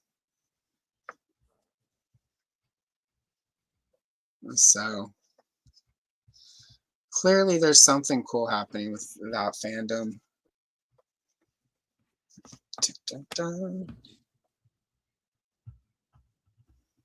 And like I will say, like that sort of element of it is not necessarily new for Star Wars. I remember in like the 90s sort of running into that mentality. A lot of sort of gatekeeping, like, oh my god, there are all these people who are only here because of the special editions. And it's like, but they're here. They're here and they're buying toys. Yeah. This only continues so long as there are those people here, because we need casual people who are only here because they just saw the movie and they want to buy a couple items. And some of those people we could convert to long-term fans so that we can all get the stuff we want. Yeah, they're the ones buying the weird stuff that you've never heard of because they don't know that they don't need it or want it yet. They think the Jar Jar tongue candy is hilarious. Let them buy it. Objectively, that was hilarious. That was so hilarious. Yeah, I'm researching that for this week on the Toy Geeks. They're gonna get it's supposed They're gonna get one and eat it? No, I don't. No, they're Toy Otter is supposed to be on this week. I don't know if that his schedule worked out. That was the vision for the ephemera episode of episode 1. Was that Toy Otter, because Toy Otter worked at one of the marketing companies that designed a bunch of the episode 1 stuff. And so like I want to say he designed some of those statues that were in stores. for episode 1? My 10-year-old said to me yesterday, do you know that there are collector's cups at Burger King to go with? Right. And I was like, one, yes, I do. Two, do you know that that's about the 4th series of Star Wars, or the 4th series of cups in my hierarchy of, like, cups that I would have if I had room Yeah. to collect cups for, like, IPs? Oh my god. The Okay. what was it? The Batman and Yeah. Robin. The Batman and Robin ones would probably be the top spot, but yeah, I don't need cups. I have my Black Spire cup, so I'm good. I've got a ton of tabs opened at all times with eBay stuff that, like, the dream list, if you will. And every so often my computer crashes because I have like 6,000 tabs open. But one And of the there's a tabs, sigh of relief that you don't have to buy them all. You can sort of like, yeah, well, and there's also like sort of like there's an entire tab dedicated to cups, Star Wars cups, and it's got a bunch of the yeah, episode 1 stuff. It's got the original Burger King cups from the 70s. It's got a bunch of the Hasbro, when Hasbro did I think it was in 2005 and 2006. One of those years they did a couple cups with a figure. And those are plastic, so those store better. right, yeah. And will survive. And every so often I go look at those and I'm just like, at some point, maybe. Next year is going to be a hard year for stuff like that because it's the 50th anniversary of Star Wars. And if, like we had all of those glasses from Burger King when I was a kid. Those are part of what that was sort of in storage when the hurricane hit and wiped out my hometown and my childhood home. But those will be the things that will be hard to not buy next year, is stuff like the cups, the super deeply, very much in the moment nostalgia of it is going to be hard to resist next year. Because that's all the stuff that really takes me back into the moment of, like sort of where the memories really live in the on the visceral level. It's like the cups at Burger King and the sticker, because Burger King for Empire did like this big poster where you would get these little stickers and then you'd place them and you complete pictures from the movie. I've got there's somebody who has a couple of those that are completely they've got the stickers, but the stickers were never used. They've got the unused poster. Oh yeah. So it's really sort of, those are the things I have a hard time resisting. Like, let me, I think it's here. Yep. So in 1979, for my birthday, I got a bunch of Star Wars stuff, including the Death Star, and it was wrapped in this wrapping paper. So I maybe spent a little too much to get mint and package 1979 Star Wars gift wrap, but I have an unopened pack of G.I. Joe gift wrap that I bought like when I was a kid and just couldn't bring myself to open it and wrap any gifts in it.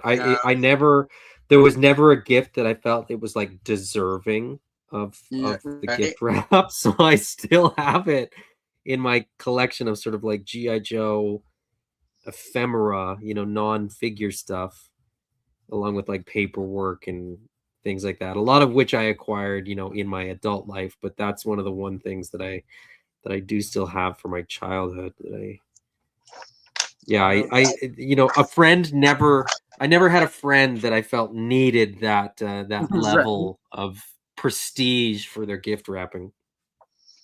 Like the best gifts I got that day were wrapped in that stuff, and considering it was $1 in 1979 money, like, and my parents were poor at the time, they like have a great bit of appreciation for them, considering I got a Death Star playset, I got the vinyl case, a bunch of figures, and a Darcy doll.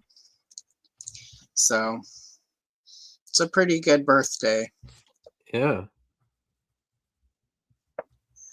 but $1. And considering how many of, like, looking at that, this is not a lot of wrapping paper.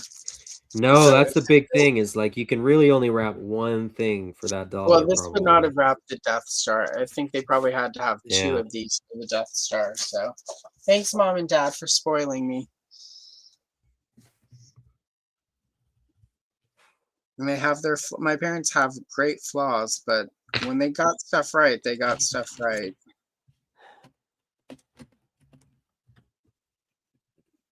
Yeah, so anyway, it's gonna be hard next year to resist the glasses from Burger King for the first movie at least.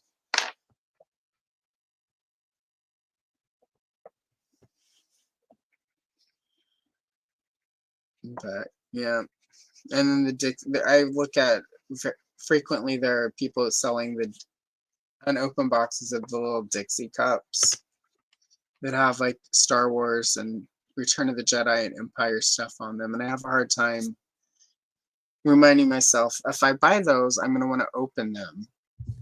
Yeah. And then you've just completely, but then I don't want to open a box of opened cup. I don't want to buy a box of cups that have been opened and potentially people have drank out of. Like, there are just some pieces of ephemera that should remain in memory, I think. But at least with the wrapping paper, I can see all the pictures if I, look at both sides of it.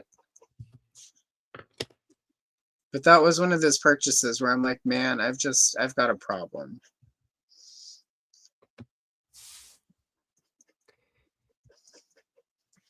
Yeah, I mean,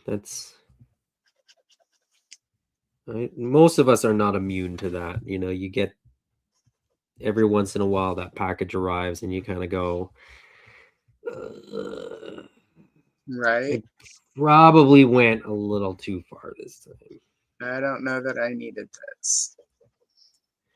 But at the same time, you don't need any of it. That's the... There is that. We feel like we need it, but do we really? we sort of choose to use words that are not entirely, need. Oh, I need to get this. My collection's not complete or whatever. Your life would go on. Yeah. We like to think that it wouldn't, but that's how we justify it. Stop distracting yourself from the existential dread that you go through every day through ephemera and just face it. Precisely. Face the dread and then buy the thing. So at least then you know why you're buying the thing. Well, I think that's, at the end of the day, as long as we're honest with ourselves about why we're buying it. Right. Well, yeah, I mean, for me, like, my therapist was at one point was like, well, why? And he sort of broke it down, and the reply was, well, it's not going to make your childhood not suck anymore if you have all of this stuff. And I'm like, no, that's not the point. The point is there are parts of childhood that were really good, and this helps me remember the good parts over the bad parts. But also, if I have it all now, it means I win. Yeah, right. Yeah, of course. Yeah. On some level, I think that's... Every time my mother said, you can't have everything you want, it may have been true, but that doesn't mean I can't try. And every time I get a little... Doesn't mean you can't have it now. Right? And it doesn't mean every time I pick up some beloved item I wanted as a child and was denied, it doesn't get me a little bit closer to being able to say, see, Mom, you were wrong. So, not that, I mean, I would have to break the Ouija board out to let her know that, but still.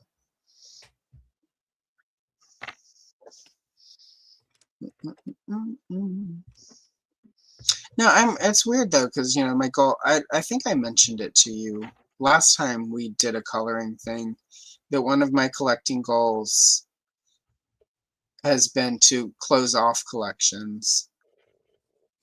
Right. And The last year complete I set. finished, Mm. yeah, I finished my Little Orphan, my 1982 Annie movie. I finished that collection last year. This year I've added a bunch of like Action Lady to my Action Lady figure shelf to a point where it's like I've got only 2 or 3 more, and I will feel really content with the status of that shelf. Yeah. And so like, and as I've been putting my Star Wars shelves together, I've not many, but I've been missing a few of the Princess Leia. Oh, it's buried. It'll be in everything I opened a May video though. There were a few of the 3 and 3-inch figures from like the comic book packs that I was Shadows of the Empire Leia. There's a what's the other one? Oh, and an Infinity's Leia that I was missing both of those, and I picked those up. And I've, like for the Leia shelf, that's almost complete. And it was really weird to like realize my Leia collection, my 3 3/4 Leia collection is pretty much complete. Like I have at least one of every Leia released between 1978 through today. And it's a really weird feeling to realize it's that complete. That you're that close to the end.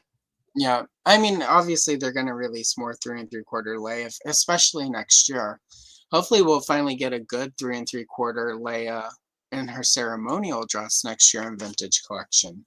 Because so far the one they released is terrible, and the face repaint they did of it is also terrible.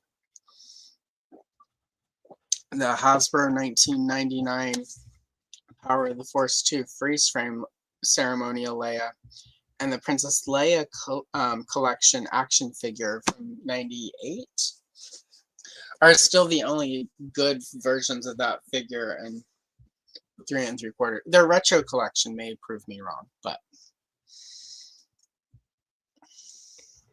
and there's the newest New Hope ones, both for Vintage and Black Series, are pretty decent. Oh yeah, no, I did my big 3 3/4 New Hope Leia retrospect at the end of last year because I was that impressed with her. My mint on card is right there. I still have to fix this shelf up, but I think she will probably live there for a while. Like, I don't feel like they ever need to do that figure again. Like, I feel like they nailed. They will. They will probably re-release her, and if they do, I'll buy another one. Because I definitely have a problem with when it comes to Leia. Anytime I see a Power of the Force 2 Princess Leia, the first one in the store, I buy it. If it's under $10. I've got at least 8 of those mint on card and at least 7 opened, scattered. So, at some point I should stop, but I won't. All right, let's see. And I finally finished. This is great. This has been my backup page for the last 3 Star Wars streams, and I finished it. There we go. I love that scene. That's the Bespin Luke is my favorite.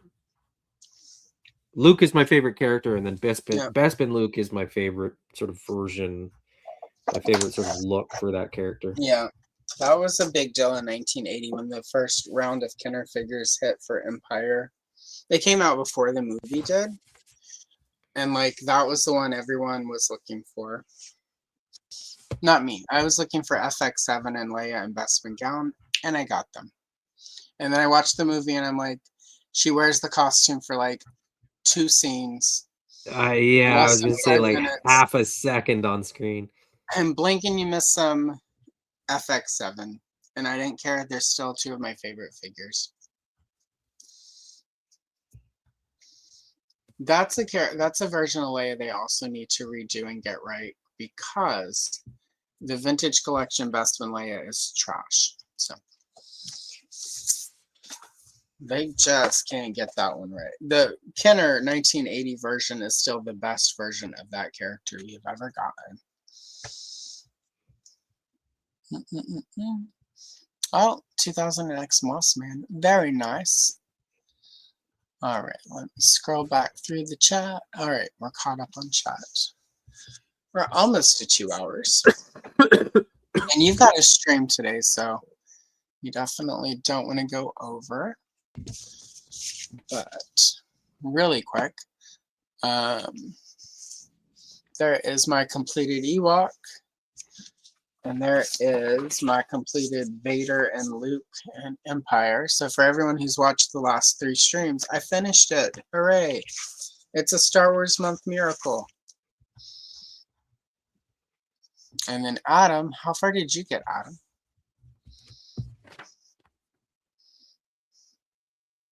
That's it.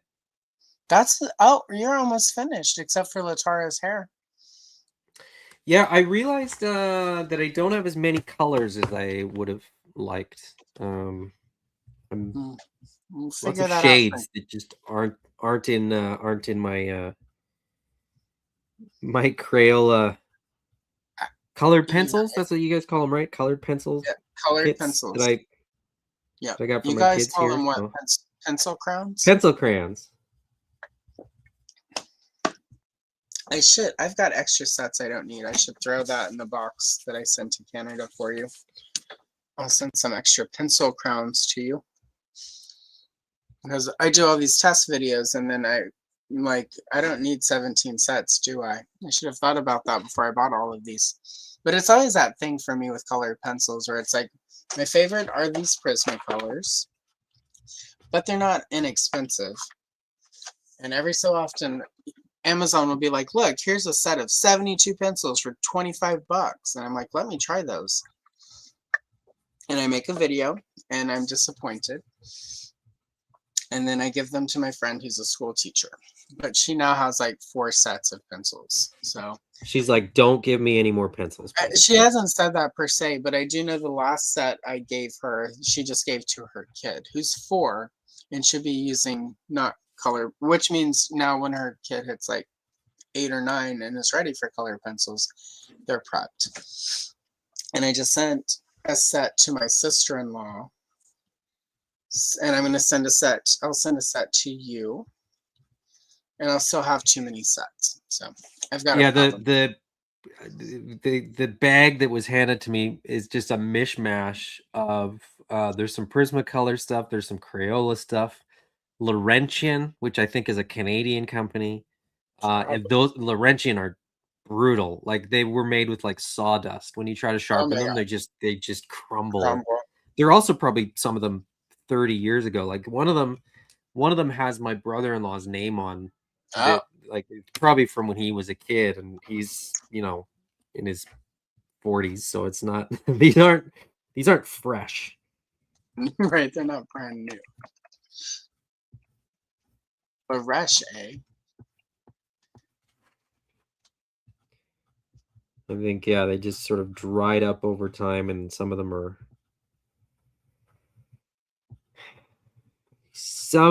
just don't. Yeah, they don't work as well. I've got enough sort of generations of Crayola that there was the yellow green. I had 4 yellow greens, and they were all a different color when I actually like put them on paper.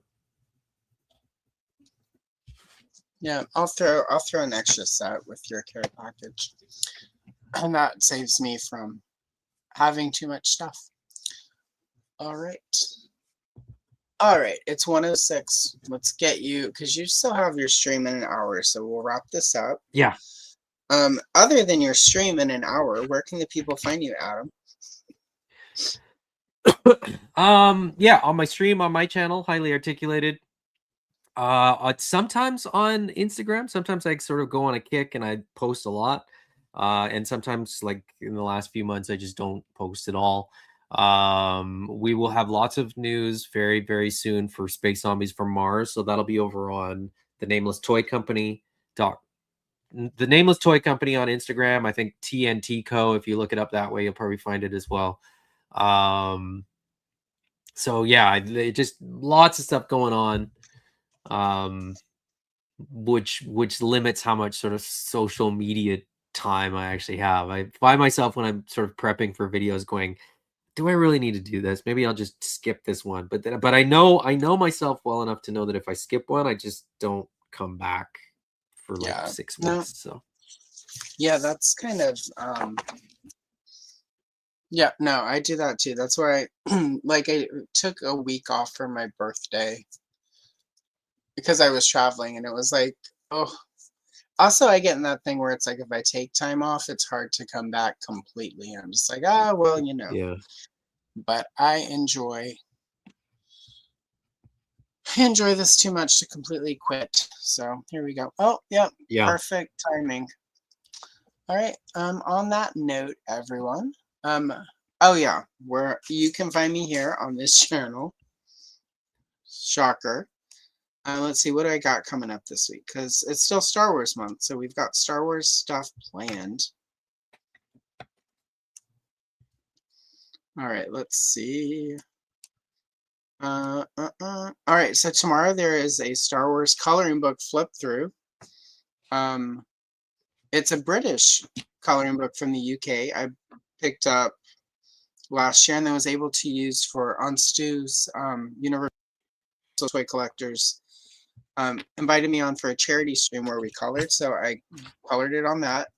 But surprise, I filmed a flip through and coloring of the book months before. So tomorrow I've got some Spider-Man and Green Goblin and Barbie shorts this week. And then on Wednesday, you can all join me for a video about Kenner's Star Wars rebates, because they offered a lot, with a focus on the 1978 Cheerios rebate, which included posters you could color. So there were 4 different posters released. I color all 4 of them in the video, in time lapse, of course. And the next Sunday I will be here by myself.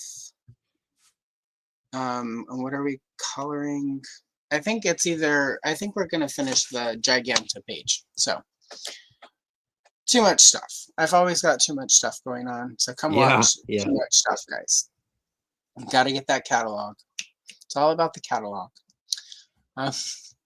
Anyway, thank you to everyone. Thank you to my olives.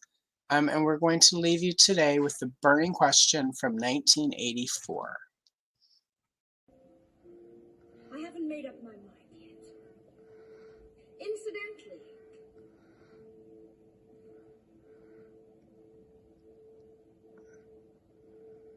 which one of you bitches is my mother?